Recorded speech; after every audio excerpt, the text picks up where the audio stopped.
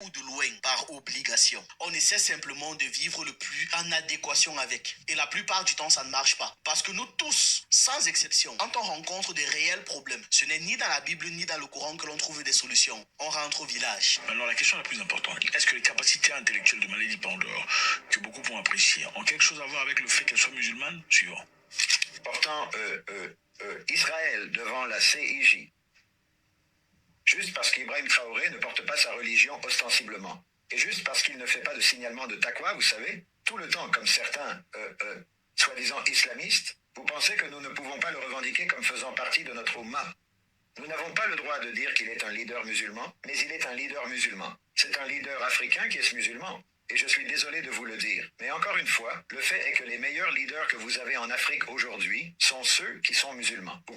C'est de la hiérarchisation. Et c'est ça qui m'énerve en fait à chaque fois que ces gars mettent leur bouche dans nos affaires. C'est qu'ils ne le font jamais par pure bonne foi. C'est toujours par technique de manipulation, par technique de séparation, par technique d'appropriation. Voilà qu'il dit que Ibrahim Traoré est un leader populaire musulman. Mais où est le rapport avec le sujet? Si ce n'est justement volontairement orienter le sujet pour que on sente une certaine supériorité dans le monde musulman. Et c'est malhonnête et c'est mal intentionné. Et c'est pour ça que vous ne devez pas tomber dans ces travers, que vous soyez musulman ou pas. Parce qu'il n'est pas question de religion dans ça. Il n'est pas question de religion. Ce monsieur est un individu très malveillant. Parce que s'il déclenche un mouvement là, et que nous tous on commence à courir dans le sac. Ouais, non, en fait, c'est un musulman, oui, c'est ça qui est le plus important. Vraiment, les chrétiens ne vous sentez plus concernés. Non, ça nous concerne, nous, le monde musulman. Ce n'est que le monde musulman qui est capable de libérer l'Afrique. Les chefs d'État non musulmans, ce sont les chefs d'État qui ne savent rien faire, etc., etc. Vous voyez qu'on va tomber exactement dans les mêmes travers de division. Et avec cette division, ce sera plus facile pour les gens là de venir nous reconquérir, non?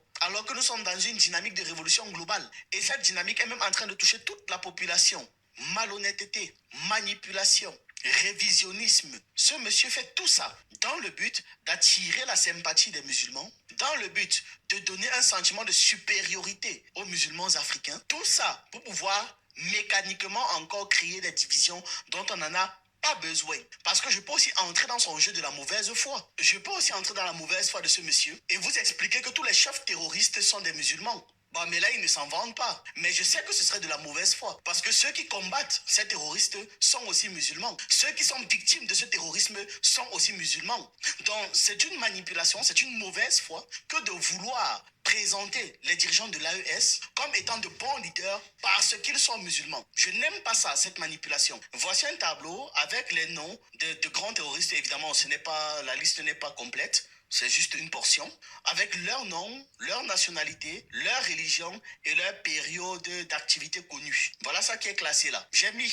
et je précise que ce sont des chefs terroristes qui ont été principalement actifs dans le Sahel. Vous voyez un chrétien quelque part là, mais pourtant quand on va ailleurs en Afrique, il y en a. Au Congo, il y a beaucoup de terroristes qui sont chrétiens, de chefs terroristes aussi qui sont chrétiens. Mais leurs victimes sont aussi chrétiennes. Et ceux qui les combattent sont également chrétiens. Donc ce n'est pas une affaire de religion à ce niveau. C'est lui qui veut amener une guerre de libération et une guerre de religion, alors que ce n'est pas le cas. Et c'est pour ça que je disais qu'on doit s'en méfier, parce que c'est une très brutale technique de manipulation. Et là, je m'adresse à tous les musulmans qui me suivent et qui peuvent écouter ce discours et se sentir galvanisés. C'est très dangereux. C'est extrêmement dangereux. Quelle est leur méthode pour pouvoir diviser les populations en Afrique? Ils arrivent dans un pays, ils voient plein de peuples. Ils vont prendre un peuple qu'ils vont commencer à chouchouter, à privilégier. Dire que non, c'est vous les meilleurs, c'est vous les plus intelligents, c'est vous qui avez réalisé tout ce qu'il y a de positif. Mais regardez ces autres-là. Ils vous veulent du mal. Ils sont jaloux de vous. Regardez, tout ce qu'il y a de bien est chez vous. C'est vous qui avez le pouvoir. Vos familles vivent heureux. Alors que chez eux, ils meurent de faim. Ils vous envient. Ils sont incapables de se gérer. Vous avez tout fait pour eux pourtant. Mais regardez comment ils vous jalousent. C'est comme ça qu'ils créent des divisions, non? Lorsqu'ils arrivent et commencent à dire mais tous les dirigeants les plus populaires et les plus aimés d'Afrique sont musulmans. Qu'est-ce que ça signifie implicitement? Ça signifie qu'être musulman et dirigeant te donne de meilleures valeurs. Pourtant, on a un Ouattara à côté. Pourtant, dans les groupes terroristes, voilà. Islam sunnite, islam sunnite, islam sunnite, islam sunnite, islam sunnite. Islam sunnite partout. Et tous ces terroristes-là sont liés à l'islamisme radical sunnite, le salafisme et le djihadisme. C'est ça, non? Mais on sait aussi que ce terrorisme est financé et que forcément cet islamisme radical est alimenté. C'est de l'argent qui est versé par les sponsors du terrorisme partout dans le monde. Et on les connaît, ce sont les mêmes. Les États-Unis, l'Union européenne et j'en passe. Ce sont les mêmes gens. Ceux qui traitaient il y a encore quelques mois l'actuel dirigeant de la Syrie de terroriste, sa tête était même littéralement mise à prix par les Américains. Aujourd'hui, il est acclamé par ces mêmes gens. Pourquoi? Parce qu'entre un instant A et un instant B, il est passé sur leur compte. Donc, il ne Alors là, faut pas- écoutez, franchement, que du bonheur, que du bonheur. Bonjour à tous, Doubian, c'est mon surnom sur le net. Je suis accessoirement, mais accessoirement seulement spécialiste de la France. En revanche, je suis un panafricain authentique, un panafricain convaincu et un panafricain convaincant. Aujourd'hui, donc, nous sommes le 6 mai 2025, déjà. Eh bien, écoutez, c'est que du bonheur, pourquoi? Mais parce que ça, c'est la nouvelle génération, et moi, c'est un grand plaisir de pouvoir donner mon point de vue. C'est extraordinaire. Masterclass pour ce jeune frère-là. Et c'est très réjouissant parce qu'il est beaucoup plus jeune, mais il est très performant, il est très intelligent. Un vrai panafricain, un authentique. Oui. Alors, explication. Juste pour ne pas oublier, rapidement. Emmanuel Macron, le président de la France, va recevoir aujourd'hui, 6 mai 2025, le nouveau dirigeant de la Syrie. Voilà. Celui qui a fait renverser, avec l'aide de l'Occident, avec l'aide des adeptes de l'OTAN, ce sont eux qui l'ont aidé, à faire renverser le fils Bachar. Voilà. Hein? Ils l'ont renversé. Bon. Alors, rapidement, mon point de vue, moi je pense que le fils Bachar, c'était un fils à papa. Parce qu'en fait, quand on apprend que son armée, ils n'avaient pas le nécessaire en point de vue matériel, hein, et puis aussi financier, donc à un moment donné, hein, c'est un fils à papa. Voilà. C'était pas un patriote. Parce qu'un patriote, tu te retrouches les manches, et puis tu dis, bon, on va les affronter, puis voilà. Enfin bon, je ferme la parenthèse. Mais ce monsieur-là, il est reçu aujourd'hui à l'Élysée par, comment dire, Emmanuel Macron. C'est ainsi que je dis, mais voyez, quand je vous dis qu'ils insultent notre intelligence 24 sur 24, il y a la démonstration en permanence. Comprenne qui veut, comprenne qui peut. Bon. Pour revenir au sujet d'aujourd'hui, en fait, il y a un monsieur barbu là, alors ça c'est un manipulateur de petite classe, hein, oui, parce que, vous voyez, je crois que le jeune frère camerounais, eh bien, il a décortiqué son intervention, et c'est parti de quoi? C'est parti du fait que le frère, bon, quand je dis toujours jeune, c'est par rapport à moi, hein, moi Zaka, que j'aime beaucoup, que j'apprécie, parce qu'il est très brillant dans ce qu'il fait, hein, bon. Eh bien, lui, c'est lui qui était le premier à parler de ce monsieur barbu là, et qui disait à chaque fois, lui dans son concept, dans sa manière de faire, Moazaka, il dit, qu'est-ce que vous en pensez? Voilà, il demande à ceux qui le suivent hein, de se prononcer. Voilà, donc il fait une porte ouverte. Et par contre, le jeune frère gabournais, moi je serais plutôt dans sa tendance où on tranche. Voilà. Hein.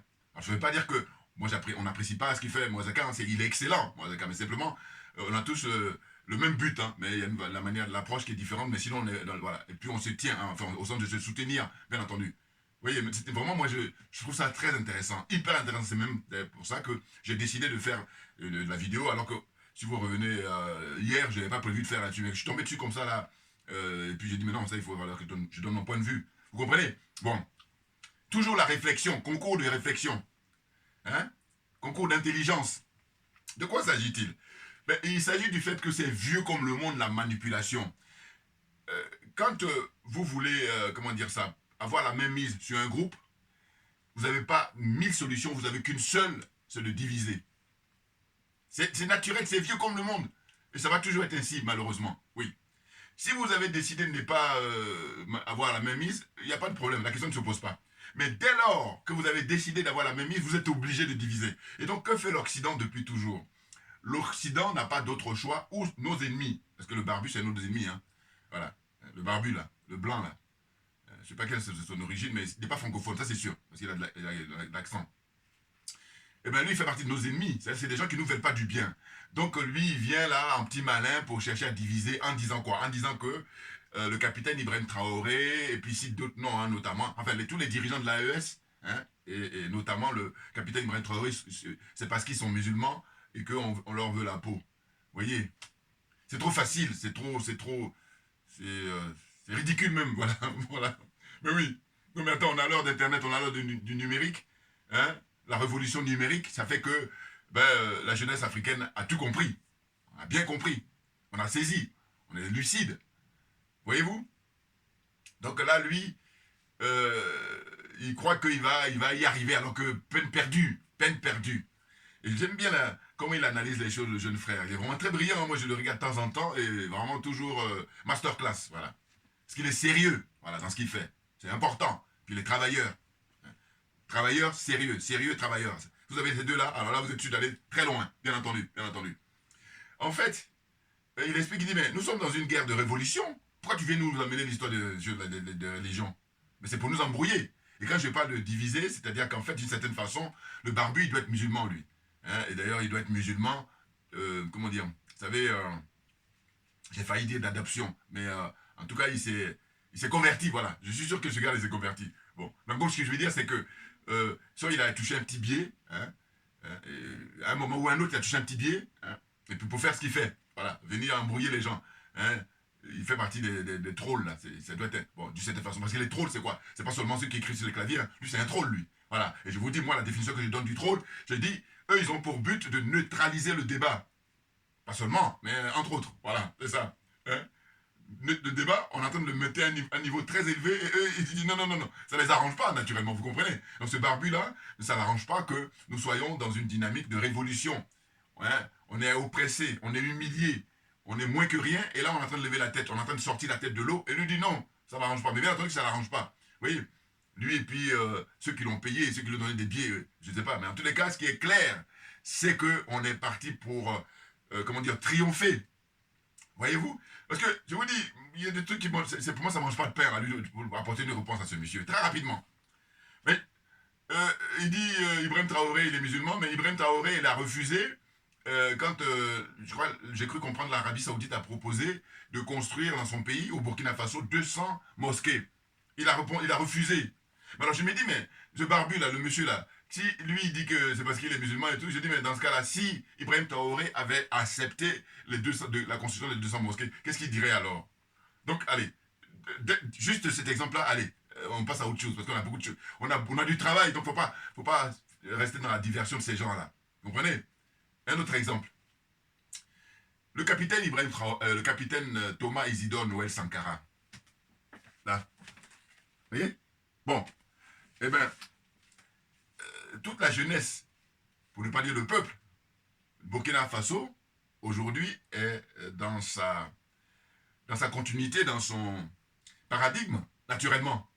Et il avait dit, avant qu'il soit assassiné, que si vous me tuez, il va y avoir des millions de Sankara. Et on est dedans, on est en plein dedans, parce que le 30 avril 2025, vous avez bien vu la mobilisation internationale. Il y a un troll là qui lui dit oui, tu dis international, mais ailleurs, on n'a pas beaucoup vu de monde. Et, bon, ça, c'est la mauvaise foi, ça s'appelle. Maintenant, dans la chute de ce qu'il écrit, il dit oui, sauf au Burkina. Mais je dis, mais si tu dis ça, on a gagné. Parce qu'en fait, jusqu'à preuve du contraire, je répète, jusqu'à preuve du contraire, Ibrahim Traoré, il est d'abord pour le peuple du Burkina. Donc, si le peuple du Burkina est sorti massivement pour le soutenir, ça y est, hein, le débat est clos. Voilà, des nazes comme ça, je dis, le niveau est très élevé, j'ai pas le temps. Donc, vous êtes des bac à sable. Allez, voilà. Va dans le bac à sable. Oui, parce que quand le niveau est élevé, tu ne peux pas être au CP1 sauf d'être surdoué. C'était très très rare. Et puis, on te donne une copie de l'université. Tu ne peux pas traiter. C'est pas possible. Parce qu'il te faut passer en CP2, en CE1, hein, ainsi de suite, collège, lycée. Et puis voilà. Donc là, le débat actuel, là, vous n'êtes pas au niveau. C'est clair pour moi. Parce que quand vous donnez des arguments, ça ne tient pas. C'est trop léger. C'est trop léger. Donc, il faut citer tous les grands leaders africains. Hein? Les Patrice Lumumba. Lumumba n'était pas musulman, que je sache. Les Kwame Nkrumah. Kwame Nkrumah n'était pas musulman, que je sache. Hein? La liste est longue. Ça veut dire que ce n'est pas la question de la religion. Et d'ailleurs, nous, Africains, on n'a pas de problème avec ça. Quand je dis on n'a pas de problème, c'est qu'il n'y a pas de... C'est juste les Occidentaux qui donnent les moyens, qui vont corrompre beaucoup de gens. On en revient toujours. Malheureusement, c'est pas que cette zone-là. Hein. C'est pas que cette zone, mais bon, moi, mon combat ultime, enfin en tout cas, très fort, c'est le franc CFA. Quand il va tomber, maintenant on va aborder d'autres trucs. Mais la priorité pour moi, c'est ça. Vous avez dit, on est dans la zone des aliénés, la zone des complexés et la zone des corrompus. Et ceci explique cela. Puis j'ai ajouté, c'est la zone des jaloux et des sorciers. Et je dis encore une fois, c'est pas une fatalité. On peut s'en sortir. En revanche, il y a une priorité, il y a un préalable. C'est quoi? C'est une volonté personnelle ou individuelle, une volonté collective et puis une volonté politique. Et cette volonté politique, elle est manifeste dans les pays de l'AES, au Burkina Faso, au Mali et puis au Niger, clairement. Vous voyez? Donc ce zozo là, barbu là, lui, il prêche dans le désert. Mais oui. Et d'ailleurs, le jeune frère camerounais lui dit, mais pourquoi ils ne vendent pas d'ailleurs les chefs terroristes, là, les mercenaires, là, qui sont tous pratiquement des sunnites, des musulmans, et puis islam radical. Pourquoi ils ne les vendent pas? Non, c'est pas sa motivation. Lui, ce qu'il veut, c'est de dire, bon, vu qu'aujourd'hui, le peuple africain en général, et la jeunesse africaine en particulier, que tu sois francophone, anglophone, lusophone, tout ce que tu veux, toute l'Afrique, et puis même les Caraïbes, la diaspora, tous les Noirs du monde entier, Ibrahim Traoré, c'est lui qui est le président d'Afrique. Clairement. Vous voyez? Et du coup, lui, ça l'embête, ça l'emmerde. Et il dit, bon, faut que j'amène mon petit grain de sel pour essayer de les perturber. C'est tout. Il est là. Chez lui à la maison, je peux vous dire qu'il est tranquille et puis il nous observe. Maintenant, il faut juste lui dire, mais écoutez, monsieur, Ibrahim Traoré, il est dans une lutte de libération. Il n'est pas dans l'histoire de... Parce que je dis, encore une fois, je répète, s'il avait accepté la constitution de 200 mosquées, qu'est-ce que ce barbu aurait dit alors? Et moi, je suis trop fier de lui pour ça. Pas seulement. D'abord, j'ai commencé à être fier de lui quand il a dit qu'il renonce à son salaire de président. Il va se contenter de ses indemnités en tant que capitaine. Vous voyez?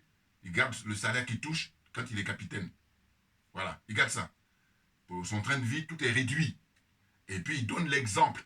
Je répète encore, il donne l'exemple. Et ce qu'on veut, pour tous ceux qui viennent occuper des postes importants, notamment être président de la République, il faut être exemplaire. Or, la plupart, 99% ne sont pas exemplaires. C'est pour ça qu'ils sont vomis. Et quand je dis vomis, le mot est faible par le peuple africain. Point. Et même pas seulement le peuple africain. Vous prenez le cas de la France. M. Macron est vomi par le peuple français. C'est simplement que... D'abord, ils sont les premiers à le savoir. Hein, attention. Que ce soit Ouattara, que ce soit Sassou Nguesso, que ce soit Faure Yassimbe, là. Lui, je vais faire une vidéo prochainement, parce qu'il fait le malin. Bon, j'ai toujours critiqué, mais je vais faire une vidéo spéciale là pour revenir sur lui. Parce que là, ça y est, là, il s'est installé là. Faut pas le lâcher fort là. Ah non, faut pas le lâcher. Nous, les panafricains, faut pas le lâcher. Bon, donc je vais revenir sur lui. Bon, donc je disais quoi? Je disais, mais tous ces escrocs là, qui sont au pouvoir, ils le savent, ils sont les premiers à savoir que leur peuple les vomit. Parce que je dis, regardez un exemple simple. Quand Ibrahim Traoré, on sent qu'il est menacé, vous avez des millions de gens qui sortent de partout. Et ils donnent rien à personne. C'est juste les gens en tant qu'êtres humains, voilà. On dit, on veut la justice. Que tout le monde soit gagnant. Point. On veut la justice, que tout le monde soit gagnant. Or, eux, ils ne sont pas du tout dans cette approche-là. Eux, ils sont dans une approche contraire. C'est-à-dire que eux, ils veulent régner et puis tout le reste, on est des esclaves. Voilà. Eux et puis leurs amis et puis leur entourage, voilà. Et tout le reste, quand tu n'es pas leur ami, et encore même des fois quand tu es leur ami aussi, tu es esclave. Voilà. Parce que c'est pas des êtres humains, ils ont juste l'apparence. Voilà, il faut bien comprendre ça. Et ça, je persiste et je signe. Je dis tout ce qui brille n'est pas de l'or. Et là, vous êtes d'accord quand je parle de la matière, l'or, hein, du métal. Mais quand on parle, il ne faut pas avoir de doute. C'est pareil, c'est pareil. Comprenne qui veut, comprenne qui peut. Bon, on avance. Donc là, le sujet d'aujourd'hui, c'est de savoir que ces gens-là, je vous dis, ils savent, eux tous, hein, tous ceux qui veulent du mal à l'Afrique, là, ils savent qu'on est les numéros 1. Ils le savent depuis toujours, attention. Il y en a beaucoup d'entre eux qui font du déni. Et faire le déni, c'est quoi? C'est que tu sais, mais tu n'as pas envie qu'on le sache. Ou du moins, tu n'as pas envie de l'afficher. Tu n'as pas envie de le reconnaître. C'est ça, faire du déni. Qui est différent de ne pas connaître réellement, objectivement. Non, ils ne sont pas dans ce cas de figure-là. Ils savent. Donc, ils font que du déni. Maintenant, ils mettent beaucoup de moyens pour soudoyer tout ce beau monde-là. Donc, corruption. Alors, comme les gens sont déjà aliénés, les gens sont déjà complexés. Mais quand vous ajoutez la corruption, alors là, la coupe est pleine. Et on y est là-dedans. Voilà. Et donc, nous, le combat que nous menons, le travail que nous faisons, qui est un travail salutaire pour les générations d'aujourd'hui et surtout pour les générations à venir. C'est pour ça que je dis toujours, je dis voilà, il va falloir mettre beaucoup d'argent. C'est très très important. D'abord pour l'armement, et puis en deuxième position vient l'éducation. Ah oui. Moi, si on demandait mon avis, je le donne là, parce que c'est gratuit. Première position, pour protéger nos richesses, l'armement. Je donnais l'exemple, je dis, regardez, tous les pays là, États-Unis, la France, le Canada, l'Allemagne, le Japon, qu'est encore l'Union soviétique, l'Inde, tout, Pakistan, tout ça. Mais quoi? Beaucoup d'argent pour l'armement, mais parce qu'ils protègent justement leurs ressources, leurs ressortissants. Point. Donc l'Afrique n'est pas y déroger. Jusqu'à présent, justement, on nous a empêchés de faire ça. Et maintenant, on a les dignes fils, les patriotes, le général Assimi Goïta, le président Ibrahim Traoré, le capitaine, son excellence Ibrahim Traoré, le général 5 étoiles Aboudraman Tchiani au Niger, voilà. Ce sont eux seuls. Et je vous dis, il faut privilégier la qualité que la quantité. Je répète, il faut privilégier la qualité que la quantité. Parce que vous savez très bien que là, les Français, ils n'ont pas vu venir le général Tchiani, ils n'ont pas vu venir comment dire ça, le général, comment dire ça, Assimi Goïta, et ils n'ont pas vu venir, surtout, le capitaine Ibrahim Traoré. Oui, lui, surtout, il est la réincarnation de Thomas Isidore Noël Sankara. Je le montrerai à la fin, mais pour vous dire, voilà, le sujet d'aujourd'hui, c'est de ça dont il s'agit. Il n'est pas musulman. Thomas Isidore Noël Sankara n'était pas musulman. Donc, c'est pas la question. Voilà. Ce gars-là, il faut qu'il joue dans les bacs à sable. Il faut l'orienter vers là-bas, bac à sable. C'est-à-dire que jardin d'enfants. Et là, on est gentil, hein, attention. Voilà. Donc, en fait, c'est ça, tout simplement. Tout simplement. Hein. On est à l'aise parce que c'est un sujet qu'on maîtrise, Dieu se sait, à mort. Non, non, mais de quoi? Et là, on a vu aussi sur RFI, que disent les journalistes de RFI? Eux, ils sont dans tous leurs états. Hein. Il y a une chroniqueuse là qui dit, oui, Ibrahim Traoré, comment dire ça, sans doute qu'il a dû financer tous ceux qui sont venus le soutenir. Quand on parle de surréalisme, bon, là, le mot est faible. Non, en réalité, leur problème à eux, c'est qu'ils sont dans une situation où ce qu'ils pratiquent, eux, leur façon de faire, eh bien, parce qu'ils sont experts là-dedans. C'est-à-dire que soudoyer les gens, corrompre les gens. Depuis toujours, ils ont toujours fonctionné comme ça. Donc, eux, ils voient le mal partout. C'est-à-dire qu'ils croient que tout le monde est comme eux. Voilà, c'est ça c'est ce que je voulais dire. Oui, oui, oui, oui. Ils croient que tout le monde est comme eux. Et du coup, ils se dévoilent. Bien entendu. Parce que, est-ce que c'est sérieux de dire aujourd'hui que tous ceux qui sont mobilisés à travers le monde, hein, déjà au Burkina Faso, c'est le patriotisme. C'est ça qui est déterminant. Défendre leur patrie. Défendre leurs intérêts, leur richesse, leur dignité. C'est ça qui est prioritaire. Et donc, il n'a même pas déboursé. À la limite, c'est eux qui donnent l'argent. Voilà. On va même pas aller ailleurs. On va rester au Burkina Faso.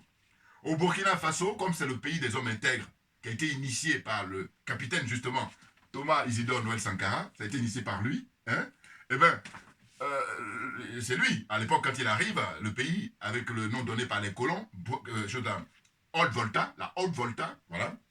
C'est lui qui arrive avec ses compagnons de lutte. Il dit non, non, non, non, non. Pas de Haute Volta. Dorénavant, c'est le Burkina Faso. Et la définition, c'est, donc en traduction, c'est le pays des hommes intègres. Bouya, bouya, bouya. C'est masterclass aujourd'hui, là, en fait. Je veux dire, parce que, toujours d'ailleurs, voilà, on est tranquille. Non, parce qu'on est dans la vérité. Eux, ils sont dans le mensonge. Parce que leur religion, c'est le mensonge. Alors que nous, la nôtre, hein, les négros, les vrais, enfin, bon, ça va faire polémique. Mais ce que je veux dire, c'est qu'à un moment donné, bon, je présenterai ça à la fin, hein, parce que comme j'aime bien présenter quelques bouquins. Parce que je dis, blabla, c'est bien, mais lire, c'est encore mieux. Voilà, parce que ça te conforte. Voyez-vous?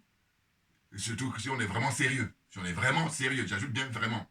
Bon, hein? Donc, en fait, c'est de dire que ils sont largués parce que...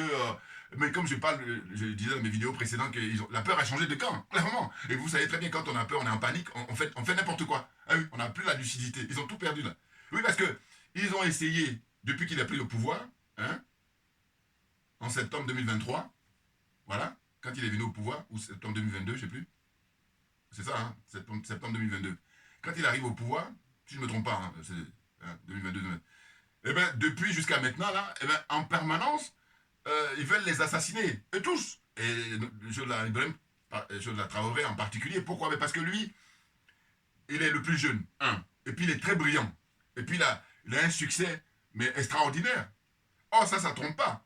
Mais bien entendu, parce que les gens ne sont pas bêtes, parce que les gens ne sont pas idiots. Les gens, ils regardent, et ils voient si tu es dans le vrai, ils te soutiennent naturellement. Il n'y a rien. Donc je dis que si on reste au Burkina Faso, c'est plutôt la population qui fait le sacrifice de donner leur contribution pour l'effort de guerre, de manière à ce qu'on puisse en finir définitivement, et on va en finir, clairement, parce que les dirigeants de l'AES ont pris conscience que la priorité, c'est, comment dire ça, la sécurité, à tel point que tous les partis politiques, là, allez, on va les mettre en parenthèse, hein, on va les mettre en stand-by, hein, parce que la priorité absolue, c'est la guerre. En finir avec le terrorisme, en finir avec le banditisme, en finir avec tous les délinquants et tous les, comment dire ça, j'avais failli dire les fossoyeurs, hein, de la dignité africaine, et bien, à finir avec tous ces gens-là. Et puis maintenant, on va retrouver la marche normale. Et là, maintenant, vous allez venir pour sortir vos costumes, cravates, là, pour dire je suis de telle partie. Mais pour l'instant, c'est aucune priorité. Et c'est simple.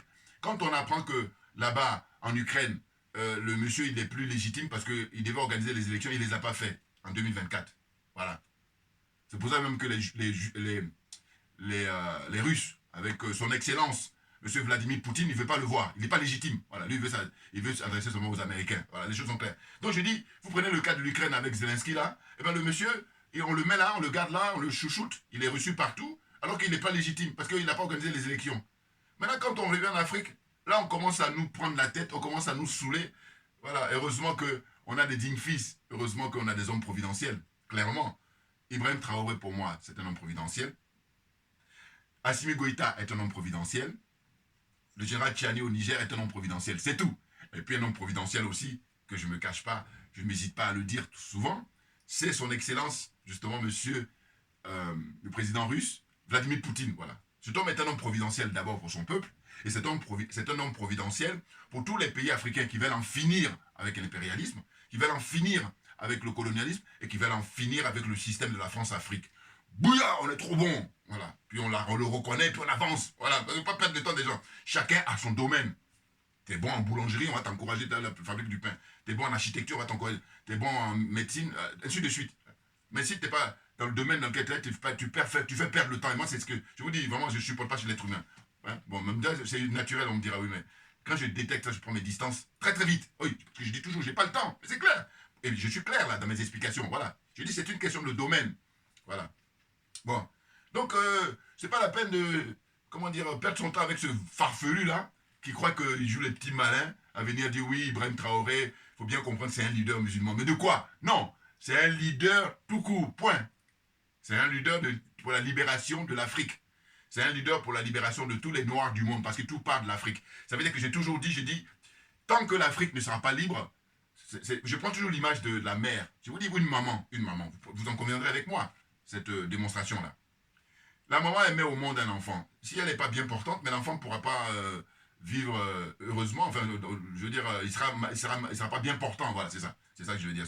L'enfant ne sera pas bien portant. Eh bien, c'est le cas de l'Afrique. C'est-à-dire que les enfants d'Afrique, c'est quoi? Mais les enfants d'Afrique sont à travers le monde, la diaspora. Hein?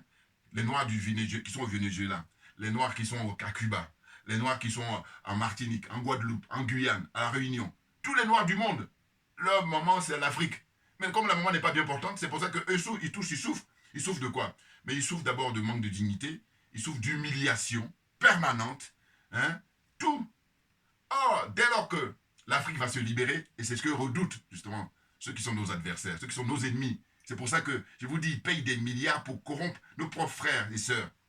Ils sont trop légers. Et là, je dis, eux, on va s'occuper d'eux, hein, progressivement. Voilà, j'aime bien, progressivement. Ouais. Mais c'est sérieux, hein? Ah ben oui. Et puis, il y a les ancêtres qui sont à la manœuvre. Bien entendu.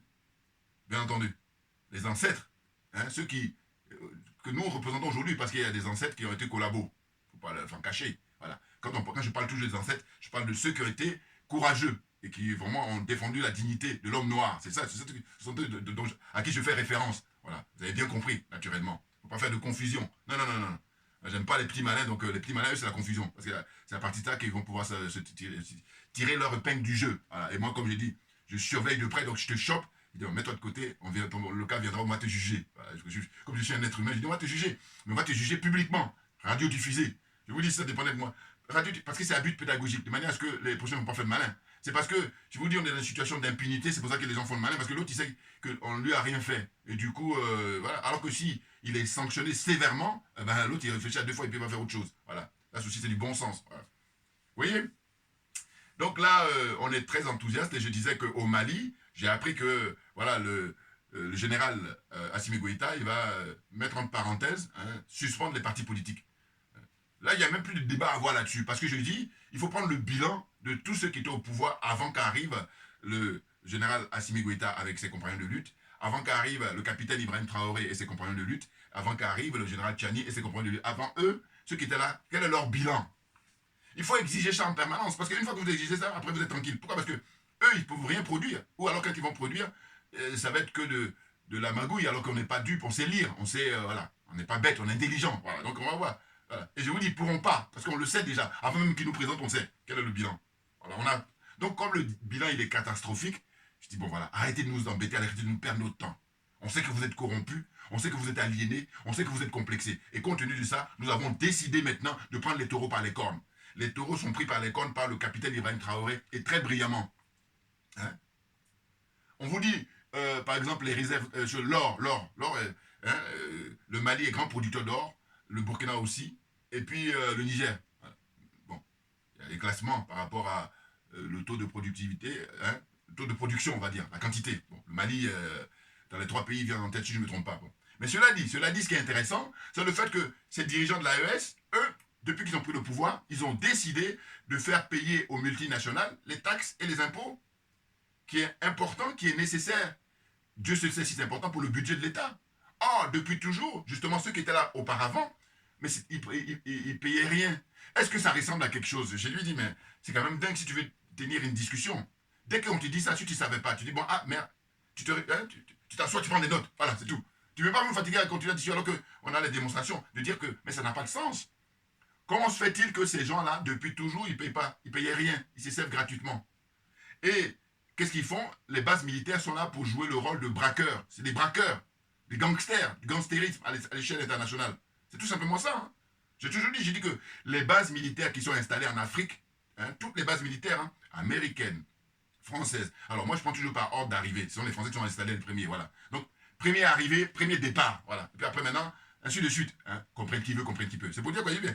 J'ai toujours dit que les bases militaires sont là que pour prendre en otage le peuple africain. Qui c'est qui peut dire le contraire de ce que je dis là? Tu l'enfermes, tu t'assois, tu prends des notes. C'est tout ce que tu as à faire. Voilà. Bon, c'est vrai que des fois, je me dis, il faut que j'arrête de... Mais c'est parce que, parmi nous, justement, il y en a plein là, ils sont là pour fatiguer les gens. Mais on me dit, oui, mais c'est normal puisque tu les embêtes. Oui, mais non, mais moi, je suis dans la vérité, ils sont dans le mensonge. Voilà la différence. Et puis bon, si ça fait partie du tempérament et puis le caractère de chacun. Moi, je suis quelqu'un qui a pour admiration des gens comme Mohamed Ali. Vous voyez? Donc, vous prenez son domaine. Number one. C'est tout. Puis j'ai toujours dit hein, que il pouvait la ramener à l'époque Ali parce que dans son domaine, même il est sorti même dans le cadre de la boxe. Il a même un homme politique, mais très avisé. Et bien entendu, Mohamed Ali, prenez-le en conférence de presse. Les journalistes à l'époque, ils se régalaient parce que c'était des discours politiques, clairement, quand il refuse d'aller au Vietnam. Mais c'est éminemment politique. Enfin bon, bref, on ferme la parenthèse, je reviendrai quand il faudra. Voilà. Donc pour dire qu'aujourd'hui, nous sommes gonflés à bloc parce que on est dans le combat et on a des priorités qui consistent à faire tomber le franc CFA, ça va pas tarder là, hein, clairement. Oui. Il y en a les petits zozos là qui disent oui, mais comment ça se fait que ça traîne? Mais parce que il y a eu un précédent, il y a eu des précédents, que dire? Quand on prend d'abord le président Ahmed Sékou Touré à l'époque, quand il a décidé d'instaurer la mise en place du franc guinéen, eh ben, la France avait ce qu'ils appelaient, si je ne me trompe pas, hein, le terme c'était opération Persil, où ils ont déversé des billets comme ça venant des hélicoptères ou des avions hein, pour bouleverser l'économie locale, l'économie de la Guinée. Premier exemple. Un autre exemple, c'est le Mali avec Modibo Keïta. Le président Modibo Keïta à l'époque, il avait décidé de quitter le franc CFA. Et qu'est-ce qu'ils ont fait? Ben, ils l'ont fait arrêter. Voilà. Et puis, ceux qui sont venus après, comme ils sont corrompus, comme ils sont aliénés, comme ils sont complexés, on a réussi facilement à les faire revenir dans le franc CFA, tout simplement. Et c'est compte tenu de tout ça, hein, que les dirigeants actuels, avec tout ce recul-là, ils ont dit non, cette fois-ci, on va le faire bien et on va le faire sérieusement, de manière à ce qu'il n'y aura plus de retour en arrière. Voilà. Moi, je les félicite en permanence, pour plusieurs raisons, de dire que, écoutez, avant tout, si tu te vends d'être un être humain, ce qui est le plus important, c'est ta dignité. Dès lors que ta dignité est remise en cause, elle est niée, mais tu n'es pas un être humain. Les animaux, ils ont beaucoup plus de valeur que toi, clairement. Voilà. Être humain, si tu te dis que digne d'être un être humain, ta dignité est non négociable. Voilà. Selon moi, hein, selon moi. Vous comprenez? Donc, les dirigeants de l'AES, et notamment le capitaine Ibrahim Traoré, ils font du très très bon travail en peu de temps. C'est ça qu'il faut retenir. C'est très important. Parce qu'il y a des gens comme Paul Biya, 40 ans au pouvoir, plus de 40 ans. Paul Biya, quand il est arrivé au pouvoir, il y en a beaucoup qui n'étaient même pas encore nés. Quand Paul Biya arrive au pouvoir, moi j'ai 17 ans. Faites le calcul.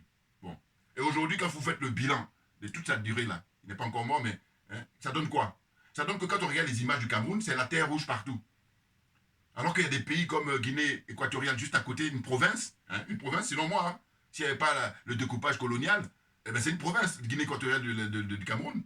Tout comme je dis, l'autre là qui fait le malin là, Kagame. Bon, ben, la Kigali et puis Rwanda là. Mais c'est une province de RDC, naturellement. Alors il n'y a pas besoin d'aller faire des grandes écoles de sciences politiques ou je sais pas quoi.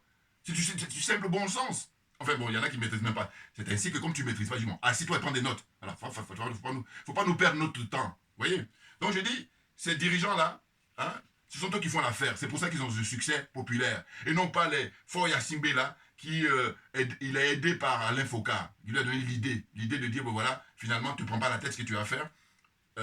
Tu fais comme la France, c'est-à-dire que 4e République en France, et eux c'est leur 5e République, à savoir que tu es chef de parti, hein, chef de l'Assemblée nationale. Voilà. Et puis tu vas avoir ta place jusqu'à ta mort. Parce que tu ne seras plus menacé avec le suffrage universel. C'est Alain Foucault qui lui donne cette idée-là. Du coup, lui, ils ont fait ça très tard la nuit, hein, il y a maintenant 1 an, je crois, si je ne me trompe pas. Voté des lois là, et puis ils ont bouleversé la constitution togolaise. Vous voyez, des sorciers comme ça. Enfin bon, j'arrête pas, c'est pas le sujet aujourd'hui. Bon. Mais cela dit, je reviendrai sur le fort là, sachant que je parle de lui tout le temps, parce que je dis, lui, il a du sang des Togolais, le sang des Africains en général, mais le sang des Togolais en particulier. Et c'est ainsi que je dis, tous ceux qui sont dans son cas là, à avoir du sang sous les mains, je dis, vous êtes disqualifiés. Voilà, c'est tout. Vous êtes disqualifiés, c'est-à-dire que vous n'êtes plus à même de diriger les pays, même de faire la politique même. Voilà, de diriger les pays, c'est encore un niveau élevé, mais même faire de la politique. Allez faire autre chose, voilà. Je vous conseille, gentiment, allez faire autre chose. Faut pas traîner. Voilà, si je te surveille là, tu ne dois pas traîner. Tu te dépêches. Voilà, puis on va passer à autre chose. Parce qu'on a du travail, c'est pour ça. Voilà. Voyez-vous? Donc c'est vraiment un plaisir de se dire que là, ils sont paniqués. Hein. Ils ont les chocottes, ils ont les boules, ils transpirent en permanence. Parce qu'en fait, pour eux, ils ont toujours souhaité, leur volonté profonde, c'est que l'homme noir reste toujours esclave, le dernier de la classe. Et l'humilier en permanence. C'est-à-dire que c'est grâce à l'homme noir, c'est grâce à l'Afrique qu'ils sont ce qu'ils sont. Et ils veulent prouver toujours le contraire. Alors qu'aujourd'hui, avec la nouvelle génération, qui est blindée au point de vue connaissance, qui est blindée au point de vue assurance, qui est blindée au point de vue lucidité, c'est terminé. La messe est terminée. On va passer aux choses sérieuses maintenant. C'est-à-dire, je répète toujours l'expression que j'aime beaucoup, prendre les taureaux par les cornes. Et ça consiste justement à... Je dis, moi, si j'étais conseiller là, je dis, vous nationalisez tous les trucs stratégiques. Parce que c'est ce qu'ils font aux États-Unis, c'est ce qu'ils font en France, c'est ce qu'ils font en Angleterre, c'est ce qu'ils font en Allemagne, partout. Voilà.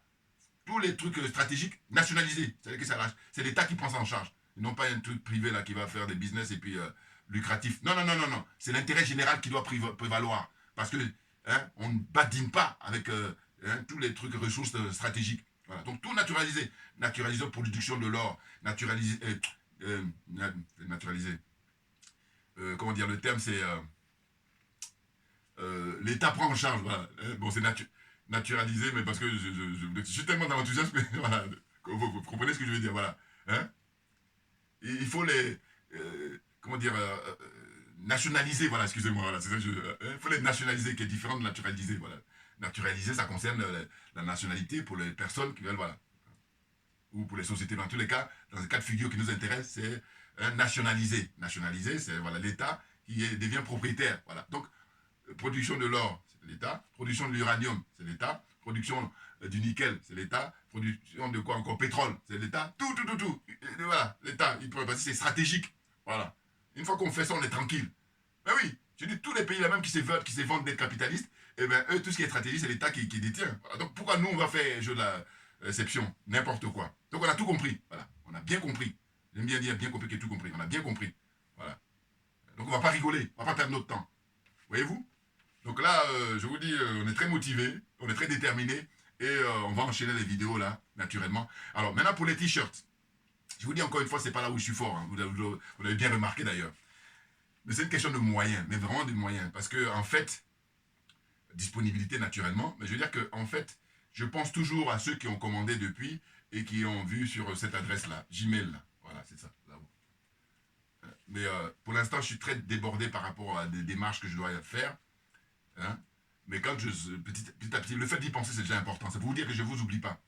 Et puis, un à un, je vais pouvoir voilà, apporter les réponses. Hein? Mais pour l'instant, vous pouvez aller, par exemple, ceux qui sont à Paris, en région parisienne, à la librairie Taméry, le frère Tamer. Hein? Un armère, excusez-moi, enfin un armère camerounais. Bon, et ben lui, quand je rentre chez lui, là-bas, dans sa librairie, je dis c'est la caserne d'Ali Baba, parce que les références, il y en a vraiment du monde noir, mais pas seulement, mais en tout cas 99% c'est le monde noir, c'est impressionnant. Donc allez-y dans sa librairie, ça se trouve à Paris, dans le 10e arrondissement, dans le 11e arrondissement, voilà, c'est ça. 10e, voilà. En tout cas, métro, comment dire, métro Belleville, voilà, c'est la ligne 11. Librairie Taméry, vous tapez sur internet, voilà, c'est encore plus simple. Tapez sur Internet, librairie Taméry, et vous avez tout de suite l'adresse et tout ça qui est affiché. Vous allez là-bas, hein, vous allez trouver des t-shirts couleur blanche, couleur noire, couleur bleue marine, qui sont à 20 €. Voilà. Allez-y, ceux qui s'intéressent et puis qui veulent essayer de brandir ça partout. Parce que c'est de ça dont il s'agit. J'ai dit que moi, à mon petit niveau, j'apporte ma contribution. Et ayant compris le problème, j'ai dit, j'ai fait comme les médecins. Quand vous allez voir un médecin, avant de vous donner quoi que ce soit comme médicament, il va d'abord faire des analyses. Voilà. Et ensuite, aux analyses, analyse d'urine, analyse de sel, analyse de tout ce que vous voulez. C'est ainsi que maintenant, il dit, bon voilà ce que vous avez comme problème.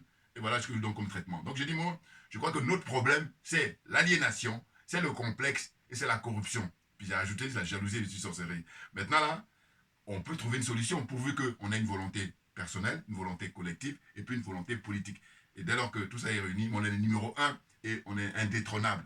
Merci beaucoup pour votre attention et puis à très bientôt. Avant de partir, voilà, je vais vous montrer, c'est ça. Thomas Isidore Noël Sankara. Voyez-vous? Voilà. Hein? Thomas Sankara parle de la révolution du Burkina Faso. Voilà.